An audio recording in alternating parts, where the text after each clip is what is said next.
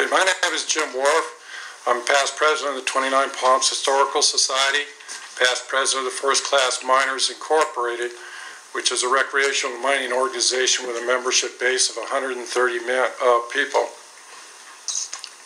First of all, I'd like to thank the City Council for allowing me to speak with you this evening on a very important matter that I believe affects many members of this and the surrounding communities. And I promise to keep it as short as possible. The first slide's up. 2 weeks ago, Paul Smith from the 29 Palms Tourist Economics Commission, Seth Starr from the Joshua Tree National Park Conservancy Association, and Andrea Compton, Chief of Resources from Joshua Tree National Park, spoke to you on the wind turbines and solar energy fields that might surround 29 Palms area and how best protect this community from the turbines and solar fields by annexing the area known as the Saddle into Joshua Tree National Park. Their presentation focused on 3 points on why the annexation should take place. A permit was let by the Bureau of Land Management for tests to be conducted south of 29 Palms in the area of 29 Palms Mountain, Music Valley, and the Gold Park Mining District. 2, annexing the Saddle would bring an economic boost to the $40 million to the Morongo Basin. And 3rd, protection of a small animal corridors that run through the Saddle area.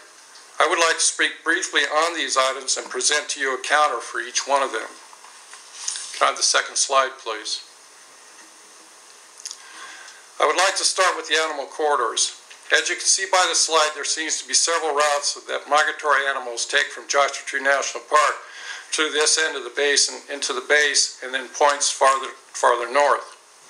I spoke to a natural resources specialist that works for the Natural Resource Environmental Affairs Office aboard the Combat Center concerning the migratory animal corridors. He admitted that he did not know much about them, except that the corridors shown on this map are considered minor. And the major corridor is to the east of the Saddle, where the park boundary runs north to Highway 62, then to the southern tip of the Sheephole Mountains. This is where the bighorn sheep, mountain lions, and bobcats migrate from the park to the sheepholes, to the base, ports farther north and back again. Your minor corridors carry such animals as coyotes and other smaller critters. Now, would the larger animals start using these minor corridors if no one was around? Maybe, but I suspect not, for they still have to cross Highway 62 and go through Wonder Valley, which is growing larger all the time. Next, I would like to talk on the permit let by the Bureau of Land Management for testing in the areas of 29 Palms Mountain, Music Valley, and the Gold Park Mining District. According to Paul Smith, this permit was submitted by Podoma Wind Power LLC based out of La Jolla, California. I did some research on the Bureau of Land Management's Land Records 2000 website under the wind energy projects. This site provides information on pending wind energy applications, wind energy site applications, and wind energy development projects, as well as existing wind development projects on public land.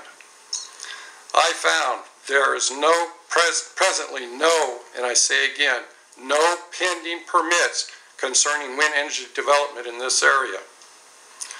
As for Podoma, they have only 2 permits pending, and both of these are in Lassen County. Both permits were submitted on 24th of August, so the information there is fairly recent.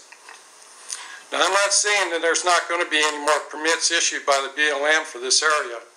However, I think it would be more prudent to fight them as they come along instead of overreacting and doing something we all may regret in the long run. And last, I'd like to speak on the so-called $40 million economic boost to the basin. Seth Stiers from the National Park Conservation Association spoke in length on how once the Saddle area was annexed, there would be 3 possible levels of development.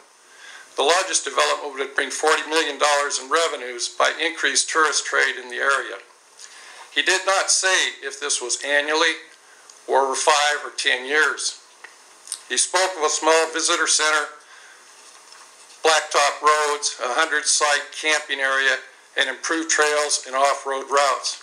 Can I have the 3rd slide, please? And speaking to a friend of mine who was a vice president of a construction company, I gave him a scenario of the situation and used Jumbo Rock's campground within Joshua Tree National Park as a model. It has 75 campsites, 9 bathrooms, parking for 75 vehicles, and 6,400 feet of roadway. His very rough estimate to construct such a place was $3 to $4 million. And that is not taking into consideration for permits, power, water, nor a road that leading to the campsite, which he said would run about $300,000 a mile. And by the way, the land disturbance for this campsite of this size would be a little over 16 acres, which is more than the BLM presently allows in disturbance for a 160-acre mining claim. Now, whether Seth or Paul or Joshua Tree National Park knows it or not, but there are 11 major mines out there that have millions and millions of tons of cyanide-treated material around them. Cyanide was used in the mining industry during the turn of the century to extract gold from the matrix. Cyanide is biodegradable by UV rays, however, the material under the surface is still toxic. To have a campground in this area, the park is going to have to spend an exceedingly large amount of money to clean it up or fence it all off, which would also be a large cost. Can I have the 4th slide, please? On the early afternoon of September 11th, I attended a luncheon with Chris Pirillo, senior field representative for Senator Dianne Feinstein. Seth Stiers was also on the meeting, and he made the following statement that you see on the slide. For 2 years, the funding of the national parks has decreased and are now facing more cuts, including a large threat of a sequester scheduled for January 2013. If Congress does not agree on the deficit reduction plan, national parks could face cuts up to 10%. That would likely mean the closing of visitor centers, closed campgrounds, closed parks, and thousands of park staff out of a job.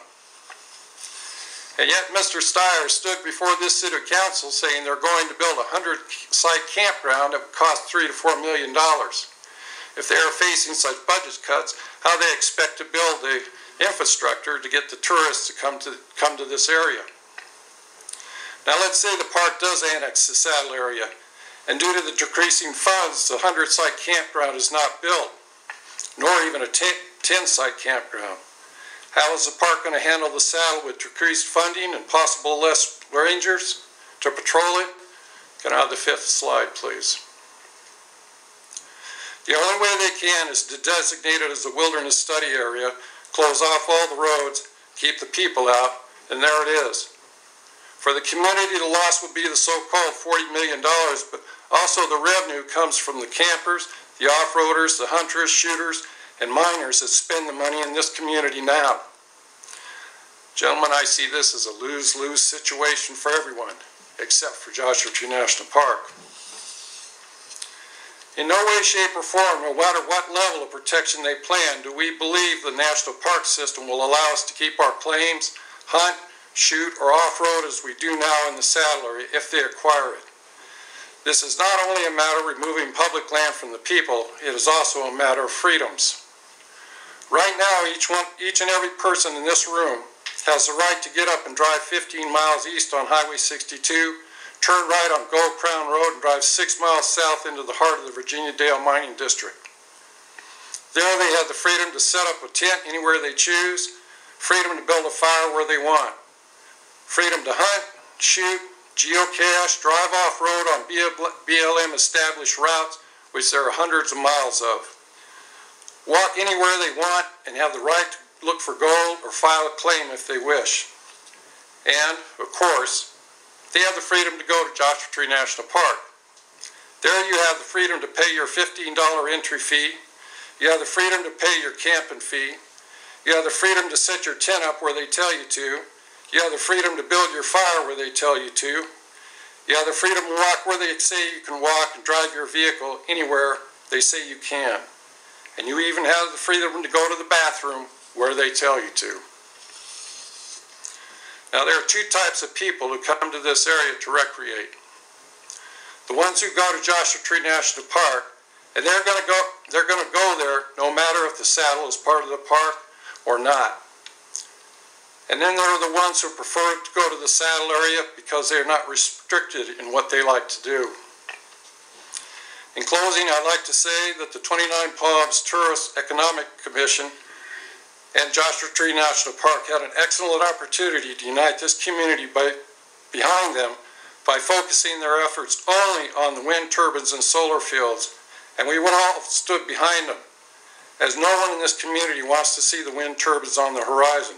But instead, they use the threat of wind turbines as an excuse to make a grab for 104,500 acres of public land due to what I believe are underlying motivations. Unfortunately, all they will succeed in doing is dividing this community, and no matter how this turns out, hard feelings will prevail long after this is over. Thank you for your attention, and I do hope you take this under advisement when you consider endorsing or not endorsing the removal of more public land from the people. Thank you again, and is there any questions? Any questions? Okay, thank you. Thank you. Understand